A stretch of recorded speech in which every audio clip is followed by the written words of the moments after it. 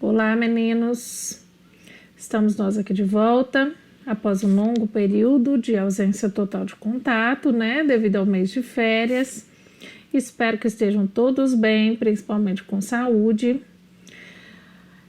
Tivemos que retomar as nossas aulas online, já que as condições não permitiram um retorno presencial, né? Não é o que todos gostaríamos, mas vamos tentar fazer da melhor forma possível. Nós vamos ainda iniciar esse semestre trabalhando com a genética, por isso vou iniciar essa aula fazendo uma pequena revisão de alguns conceitos, para em seguida dar início aos novos conteúdos, ok? Vamos lá então? Antes que eu me esqueça, não vou estar aparecendo em vídeo durante toda a aula, certo? Vocês vão ouvir apenas a minha voz e vão acompanhar aí os slides e as imagens ilustrativas da explicação, ok? Então vamos lá. Vamos então iniciar a nossa aula de hoje relembrando alguns conceitos básicos. Primeiro conceito fundamental: o que é a genética?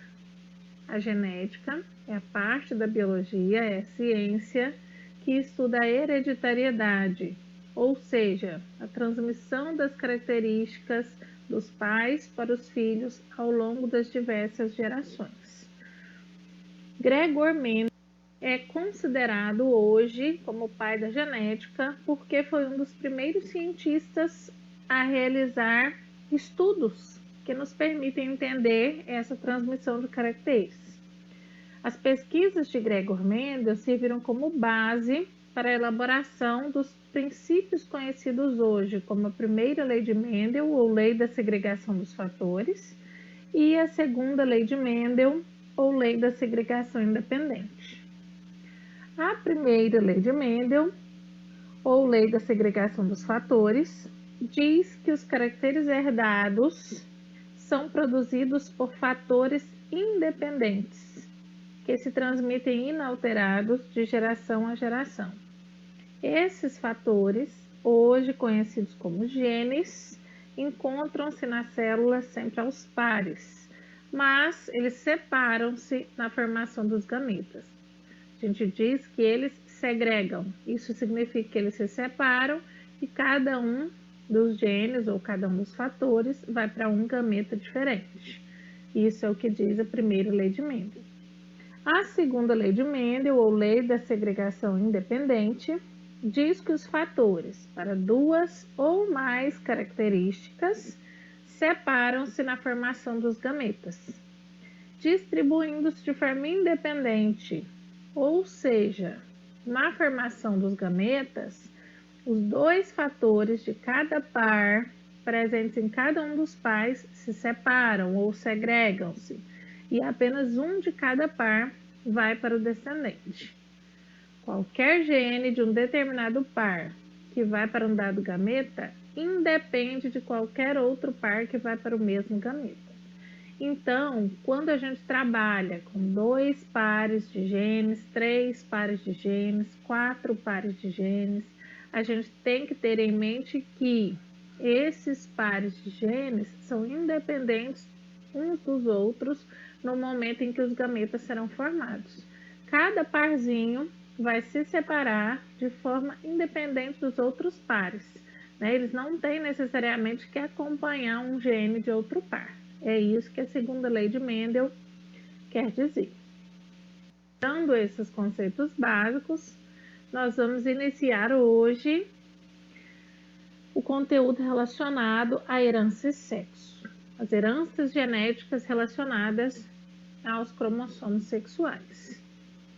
Durante essa aula, nós vamos estudar principalmente os diversos sistemas cromossômicos que existem, os diferentes cromossomos sexuais que eu posso encontrar aí nas espécies e a determinação do sexo por esses cromossomos. Falamos aqui apenas de sexo, tá?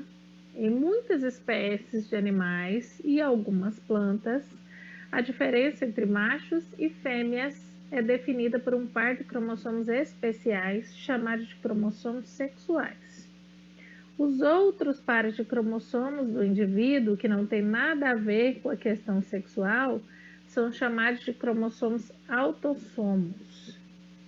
Então, vamos ver algumas variações dos sistemas cromossômicos de determinação do sexo que ocorrem de forma diferente de acordo com a espécie analisada. O primeiro sistema cromossômico de determinação do sexo que nós vamos trabalhar é o sistema XY. O sistema XY é o sistema cromossômico de determinação do sexo encontrado em muitas espécies dioicas. O que são as espécies dioicas? São espécies em que eu encontro macho e fêmea com características diferentes. O ser humano é uma espécie dioica que apresenta o sistema XY em seus cromossomos. De acordo com o sistema XY, as espécies que possuem o sistema XY apresentam diferenças cromossômicas entre fêmeas e machos. Nesse sistema, as espécies desse sistema, as fêmeas apresentam um par de cromossomos sexuais homólogos, ou seja, os cromossomos sexuais da fêmea são semelhantes e são chamados de cromossomos X. Como a fêmea tem um par, ou seja, 2 cromossomos sexuais homólogos, semelhantes, então a gente diz que a fêmea é o indivíduo XX. Nesse caso, as fêmeas produzem apenas um tipo de gameta, ou seja, todos os gametas produzidos pela fêmea terão um conjunto de cromossomos autossomos mais um único cromossomo X. Como todos os gametas produzidos pelas fêmeas são iguais, então a gente diz que o sexo feminino é o sexo homogamético. Já os machos das espécies que apresentam o sistema XY apresentam um cromossomo semelhante ao da fêmea, ou seja, um cromossomo X, e outro cromossomo que é tipicamente masculino e é chamado de cromossomo Y. Morfologicamente, ou seja, na forma, esses cromossomos também são diferentes. Pelo fato do macho possuir 2 cromossomos diferentes, ele também vai produzir 2 tipos de gametas. Ele vai produzir gametas que têm um conjunto de cromossomos autossomos mais um cromossomo X e outro tipo de gameta que tem um conjunto de cromossomos autossomos mais um cromossomo Y. Por essa razão, por ele produzir 2 tipos de gametas diferentes, a gente diz que o sexo masculino é o sexo heterogamético. A determinação do sexo dos descendentes nas espécies que possuem o sistema XY sempre é dependente do ancestral heterogamético, ou seja, o gameta paterno é que vai determinar o sexo do filho para as espécies que possuem o sistema XY. Então, a espécie humana é um desses casos. O sexo do filho é determinado pelo indivíduo do sexo masculino. Como assim? Se o filho herda um cromossomo X da mãe e um cromossomo X do pai, esse filho será do sexo feminino. Já se esse filho herda um cromossomo X da mãe e um cromossomo Y do pai, esse filho será do sexo masculino. Então, aqui eu tenho uma ilustração disso.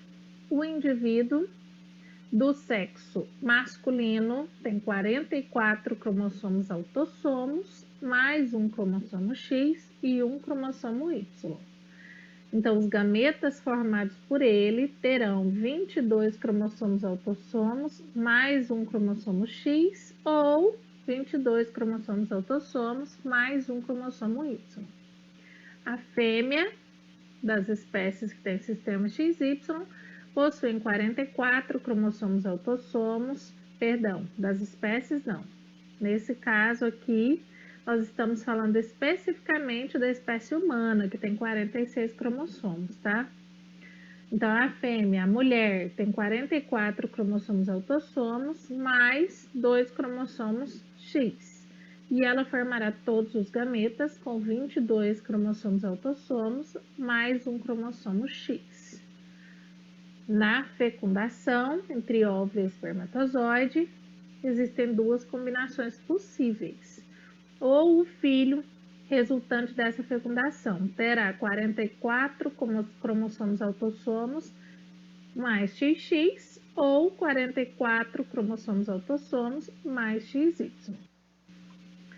Essa outra ilustração também mostra isso, né? Mostrando aí o cruzamento entre o Homer Simpson, esqueci o nome da esposa dele, gente, entre os Simpsons aí, né? Mostrando aí o Bart Simpson, que é do sexo masculino, herdou o cromossomo Y do pai e um cromossomo X da mãe. Já a Lisa herdou 2 cromossomos X, um do pai e um da mãe, assim como a Meg, sua irmã, né? Que são do sexo feminino. O segundo sistema cromossômico de determinação do sexo é o sistema X0. O sistema X0 ele é encontrado em alguns insetos, como os gafanhotos, as baratas e os percevejos. Nesse sistema, a fêmea possui 2 cromossomos sexuais X, portanto, a fêmea é um indivíduo XX, homogamética, porque só produz um tipo de gameta.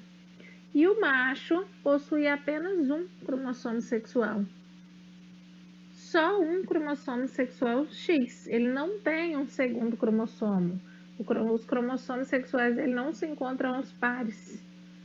Nesse caso, a gente diz que o macho é um indivíduo X0.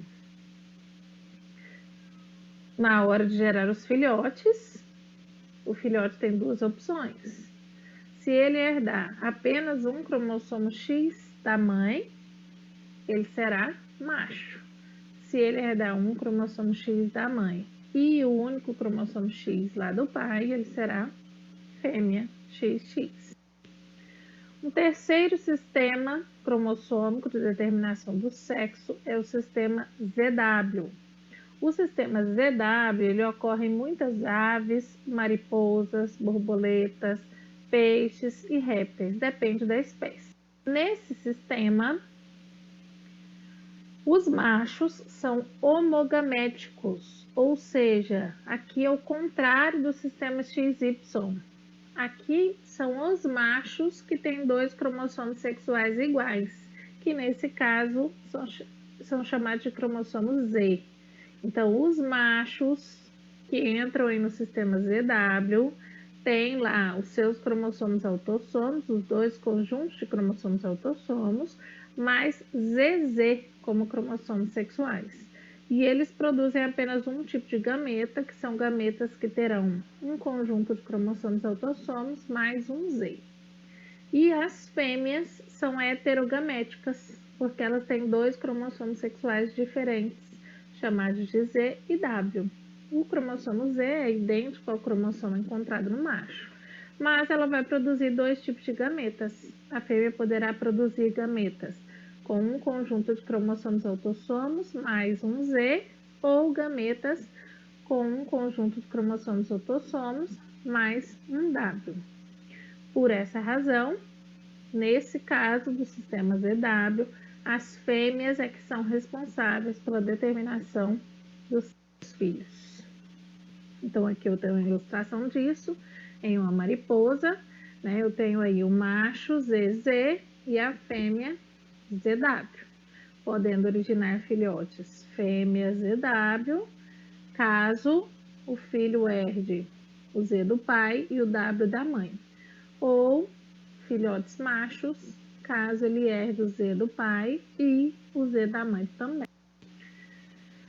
Um terceiro sistema cromossômico de determinação do sexo é o sistema Z0, que é semelhante ao sistema X0.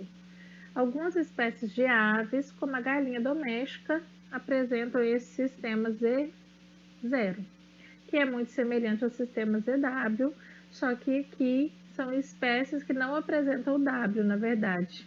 Aqui, os machos têm 2 cromossomos Z e as fêmeas têm apenas um cromossomo, não tem um par para esse cromossomo. Então, a gente diz que as fêmeas são Z0. Né? A galinha doméstica, tá aí a ilustração, é um desses casos. Né? Eu tenho aí, até a ilustração aí tá errada, né? Agora que eu vi. Os machos são ZZ e as fêmeas são Z0. O símbolo de macho e fêmea aí da ilustração está correto, mas eles inverteram a posição do galho e da galinha, né? Não tinha percebido isso, mas está aí. Um quarto sistema de determinação cromossômica do sexo. Na verdade, aqui nem é um sistema de determinação cromossômica, é um sistema de determinação do sexo, porque é um sistema que não depende dos cromossomos. É o sistema chamado de sistema haploide-diploide. Esse sistema haploide-diploide ocorre em alguns insetos, como as abelhas, por exemplo, onde não existem cromossomos sexuais. O sexo é determinado pelo número de conjuntos cromossômicos encontrados na célula de cada indivíduo. De acordo com esse sistema, os machos se desenvolvem por partenogênese, ou seja, eles surgem a partir de óvulos não fecundados. É como se eles fossem filhos apenas da mãe, né? Não tem pai, porque eles são resultantes apenas do óvulo. Por essa razão, eles herdam apenas um conjunto de cromossomos e são organismos haploides, que a gente representa por M, enquanto as fêmeas são resultado da fecundação entre óvulo e espermatozoide. Então, elas herdam um conjunto de cromossomos do pai e um conjunto de cromossomos da mãe, sendo organismos diploides 2M. Então, aqui eu tenho uma ilustração disso, né? A rainha sempre é uma fêmea diploide, né? Nesse caso, a fêmea fértil. E os machos, que são chamados zangões, são indivíduos haploides. A fêmea pode gerar indivíduos machos que surgem a partir dos óvulos não fecundados da rainha, ou os óvulos podem ser fecundados por um zangão e dar origem a indivíduos diploides, sempre fêmeas, ou operárias, ou outra rainha. Mas o zangão, o macho das abelhas, nunca tem um filho, sempre ele tem filhas. Então, aí uma outra imagem mostrando a mesma situação. Aqui é colocado o número de cromossomos da espécie, né? Assim como a espécie humana tem 46 cromossomos, as abelhas são uma espécie que possui 32 cromossomos, ou 16 pares de cromossomos. Como o macho é haploide, ele vai ter apenas 16 cromossomos, que é a metade do total, né? A rainha e a operária, que são diploides, terão os 32 cromossomos da espécie. Além desses sistemas de determinação do sexo, seja cromossômica ou não, algumas espécies de répteis, principalmente algumas espécies de tartarugas e lagartos, podem ainda ter o sexo determinado pela temperatura de incubação dos ovos. A temperatura, nesse caso, atua na produção de enzimas que são responsáveis pela diferenciação das gônadas lá na formação do embrião. São responsáveis pela formação dos órgãos sexuais. Né? Pequenas variações de temperatura, de 2 a 4 graus Celsius, podem influenciar e determinar se esse indivíduo terá gônadas masculinas ou gônadas femininas. Acredita-se, né, por vários estudos, que as temperaturas mais altas favoreçam o desenvolvimento das fêmeas e que as temperaturas mais baixas favoreçam o desenvolvimento de machos. Também é uma forma bem diferente de determinação do sexo que a gente encontra aí na natureza, certo? Na próxima aula, nós vamos entrar um pouco mais na genética, propriamente nas heranças. Nessa aula, eu fiz mais uma introdução apresentando quais são os cromossomos sexuais, explicando que a gente tem diferentes sistemas, depende da espécie. A partir da próxima aula, nós vamos nos voltar mais para a espécie humana, falando de heranças relacionadas ao sexo do indivíduo, ok? Então, vou ficar por aqui e até mais.